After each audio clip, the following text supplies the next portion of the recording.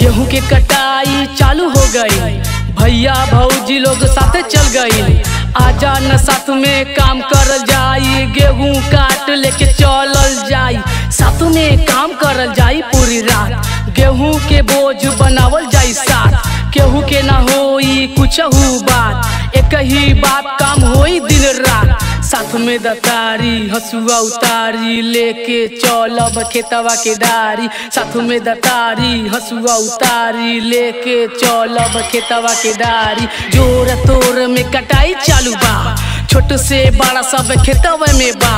कहीं कहीं लोग सफाई करत बा, गेहूं दवाई के तैयारी करत बा। भक्कू बोरा छिटा लेके चलत बा, पूरी तैयारी सब कर लीले बा।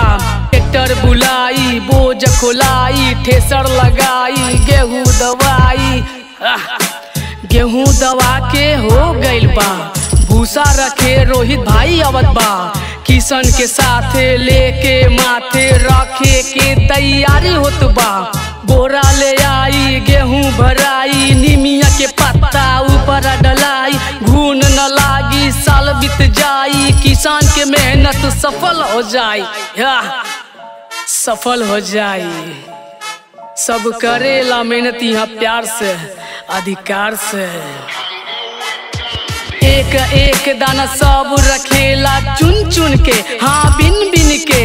यही दाना से बनेला खाना गुनगुन के, हाँ गुनगुन के। सुन सुन के काम करा तू अपना, बारिश के टाइम लेटे करा न इतना। अपन अनाज तू रखा जल्दी जितना इतना, हाँ उतना। कहतानी हम तनी सुन ला हो, तल पतरी लेके रखला हो। कहतानी हम तनी सुन ला हो, तल पतरी लेके रखला हो। केहू न जाने कब बारिश हो जाई, तल पतरी से अनाज बच जाई।